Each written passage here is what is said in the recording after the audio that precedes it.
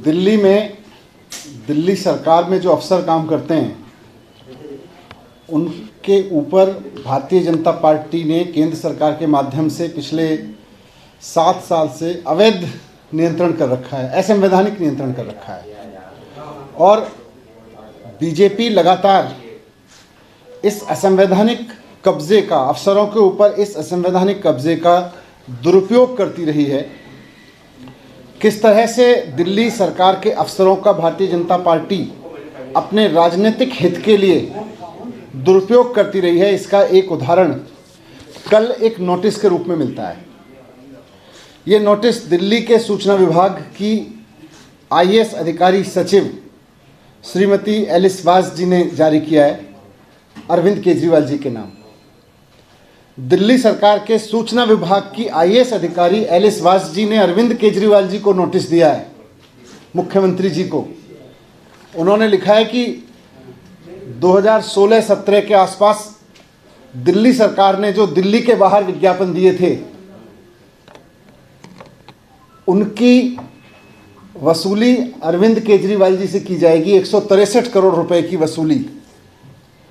और एलिस वास जी ने अरविंद केजरीवाल जी को धमकी दी है कानूनी रूप से कि आप ये 163 करोड़ रुपए जमा करो, नहीं 10 दिन के अंदर जमा करो, नहीं तो आपके ऊपर failing which further necessary action as per law will be taken in this matter. सूचना विभाग की आईएएस अधिकारी एलिस वास जी भारतीय जनता पार्टी के कहने पर अरविंद केजरीवाल जी को धमकी दे रही है कि 10 दिन के अंदर अंदर 163 करोड़ रुपए जमा करो, नहीं तो आपके खिलाफ कार्रवाई की जाएगी। ये बात एलिस वास जी की नहीं है, ये किसी आईएएस अधिकारी की नहीं है, ये इस बात की है कि भारतीय जनता पार्टी दिल्ली सरकार के अफसरों का किस तरह से दुरुपयोग कर रही है। और दिल्ली के लोगों ने अरविंद केजरीवाल जी को चुना है 2015 में, 2020 में पूर्ण बहुमत नहीं बल्कि प्रचंड बहुमत देकर चुना है दिल्ली के लोगों ने।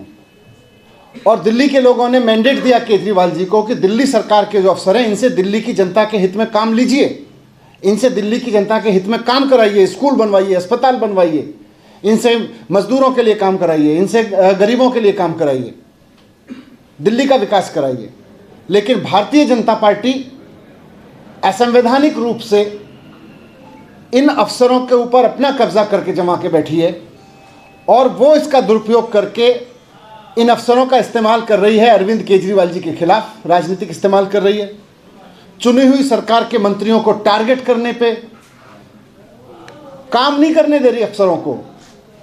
जनता के काम अफसर करते हैं तो उनको रुकवा देती है और अफसरों का दुरुपयोग कर रही है कि किस तरह से केजरीवाल जी और उनके मंत्रियों को टारगेट करें ये अफसर।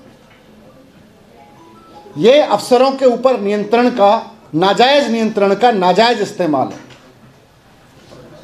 इसीलिए जो सर्विस डिपार्टमेंट है दिल्ली सरकार का, भारतीय जनता पार्टी उस पर कब्जा जमा के बैठी हुई है, संवैधानिक रूप से गलत तरीके से उस पर कब्जा करके बैठी हुई है ताकि वो अफसरों का दुरुपयोग कर सके और मुख्यमंत्री जी को इस तरह के नोटिस दे दे के अफसरों से दिला के परेशान कर सके, टारगेट कर सके और काम ना करने दे। ये जो डीआईपी का नोटिस है 163 करोड़ रुपए केजरीवाल जी को जमा करने का 10 दिन के अंदर, आप सब जानते हैं ये पुराना मसला चल रहा है। ये 2016-17 में और इस दौरान दिल्ली से बाहर ऐड दिए गए। अब ये कहा जा रहा है दिल्ली से बाहर ऐड नहीं देने चाहिए थे केजरीवाल जी को। मैं पिछले 7 साल तो छोड़ दीजिए, मैं कह रहा हूँ आप पिछले 1 महीने के अखबार उठा के देख लीजिए, दिल्ली के भारतीय जनता पार्टी के अलग अलग राज्यों के मुख्यमंत्रियों के विज्ञापनों से भरे पड़े हैं दिल्ली के अखबार।